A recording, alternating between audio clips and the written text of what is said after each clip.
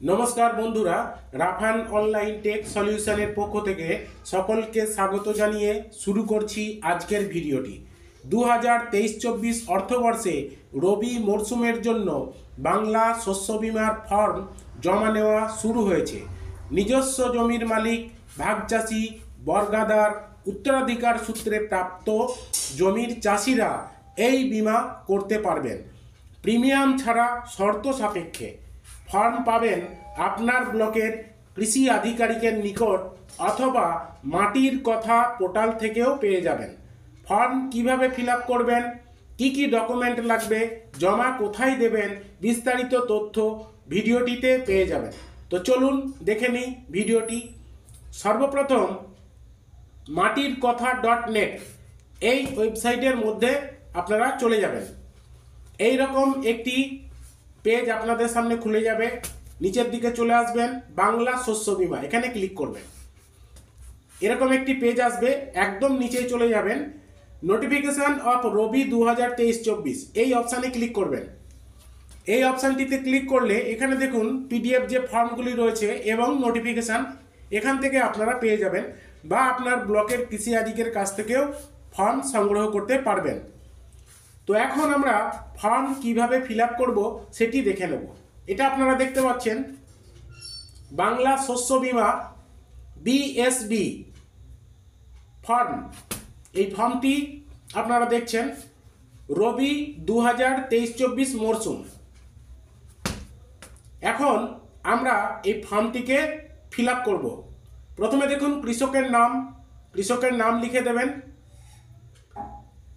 Next পিতা, মাতা, স্বামী, অভিভাবকের নাম যেটা হবে তার মাথায় টিক চিহ্ন দিয়ে এখানে নামটি লিখে দেবেন। বয়সটি এখানে লিখে দেবেন। লিঙ্গ পুরুষ, স্ত্রী, অন্যান্য যেটি হবে মাথায় টিক চিহ্ন দেবেন। ভোটার কার্ড নাম্বার আবশ্যিক, এখানে এপিক নাম্বার বা ভোটার কার্ডের নাম্বারটা লিখে দেবেন। জাতি সাধারণ, তপশিলি জাতি, তপশিলি উপজাতি, ওবিসি যেটা হবে তার মাথায় টিক চিহ্ন দেবেন। মোবাইল নাম্বারটা এখানে লিখে দেবেন। আধার নাম্বার আবশ্যিক, এখানে আধার নাম্বারটা দিয়ে দেবেন।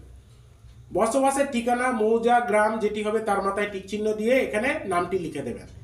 গ্রাম পঞ্চায়েতের নাম লিখবেন, এখানে ব্লকের নাম লিখবেন, জেলার নাম লিখবেন। কেসিসি যদি থাকে তাহলে হ্যাঁ, না হলে না। যদি কেসিসি থাকে সেক্ষেত্রে এখানে কৃষক বন্ধু আইডিটা লিখে দেবেন। নেক্সট বীমার জন্যে প্রস্তাবিত ফসল এবং জমির বিবরণ। এখানে আপনারা অধুসূচিত ফসলের নাম, আমি এখানে আলু দিয়েছি, আপনারা আপনাদের মতো করে দিয়ে দেবেন।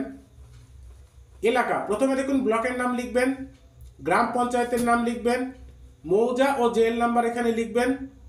উপরে মৌজা লিখে নিচে জেএল নাম্বার, এবার খতিয়ান নাম্বার, দাগ নাম্বার বসাবেন।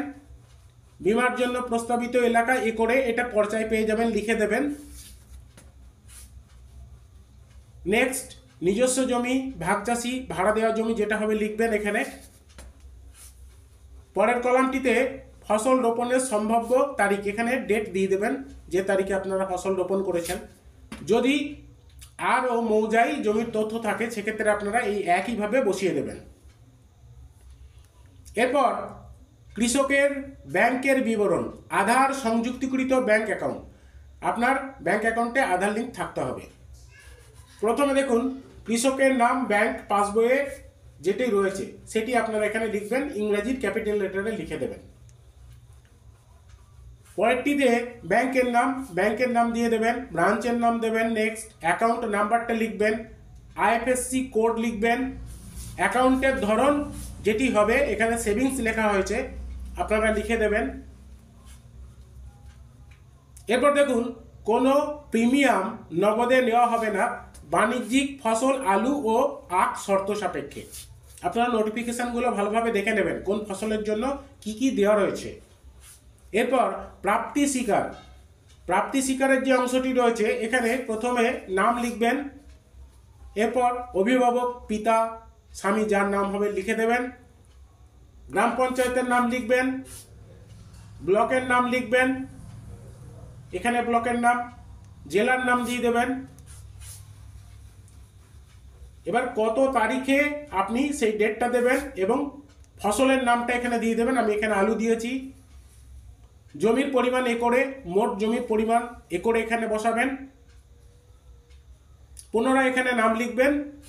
এখানে যে ব্যাংক সেই ব্যাংকের নাম লিখবেন, ব্রাঞ্চের নাম লিখবেন, অ্যাকাউন্ট নাম্বার লিখবেন।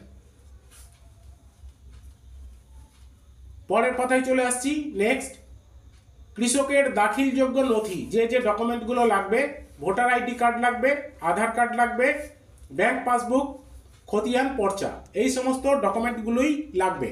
এবং আপনারা বাকি তথ্য এখান থেকে পড়ে নেবেন। এখানে কৃষকের সই করাবেন বা টিপসই দেবেন, এখানে সাক্ষীর সই বা টিপসই দিয়ে দেবেন।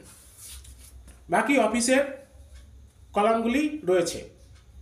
আরেকটি, যাদের নিজস্ব জমি নেই, ভাগচাষি, বর্গাদার অথবা উত্তরাধিকার সূত্রে প্রাপ্ত জমি রয়েছে এরকম চাষিদের জন্য এই ফর্মটি ফিল আপ করতে হবে, ফর নন ওনার কাল্টিভেটর। এখানে দিস ইজ সার্টিফাইড দ্যাট, এখানে নাম লিখবেন। এখানে wife of, son of, daughter of যেটা হবে সেখানে লিখে দেবেন। পার্মানেন্ট রেসিডেন্ট অফ, এখানে গ্রামের নাম, পোস্ট অফিসের নাম দেবেন, থানার নাম দেবেন, গ্রাম পঞ্চায়েতের নাম দেবেন, ব্লকের নাম দেবেন, এখানে জেলার নাম দেবেন। আর নিচে দেখুন জমির তথ্য এখানে দিতে হবে। জমির তথ্যগুলি আপনাকে এখানে 1, 2, 3 যে কলাম দিয়েছে সেই অনুযায়ী দিতে হবে। প্রথমে মৌজা, নাম্বার অ্যান্ড জেল, এখানে আপনারা লিখে দেবেন। প্লট নাম্বার যেটি আছে দিয়ে দেবেন। এখানে দেখুন নেম অফ রায়ত, ওনার অফ ল্যান্ড, যার জমি তার নাম এখানে লিখবেন। 3 নম্বরে দেখুন টাইপ অফ কাল্টিভেটর, এখানে share cropper, ভাগচাষি, টিন্যান্ট, বর্গাদার R successor of ওনার, উত্তরাধিকার সূত্রে প্রাপ্ত। তো যেটা হবে সেটা দেবেন এবং এখানে রিলেশন যেটা আছে সেটা আপনারা বসিয়ে দেবেন। নেক্সট 4 নম্বরে কাল্টিভেবল এরিয়া রবি 2023-24, এখানে একরে বসাবেন। পরিমাণটা হেক্টরে দিতে হবে, সেটা আপনারা দিয়ে দেবেন। কিভাবে বার করবেন এখানে দেখে নেবেন।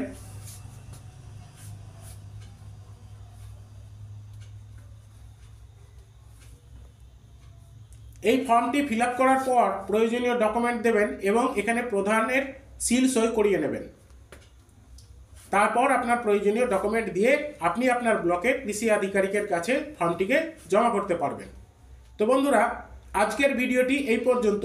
যদি আমার এই ভিডিওটি ভালো লাগে তাহলে আমার চ্যানেলটিকে সাবস্ক্রাইব করুন, লাইক করুন, শেয়ার করুন, যাতে পরবর্তীতে আরও নতুন নতুন ভিডিও আপনাদের সুবিধার্থে আপলোড করতে পারি। ধন্যবাদ।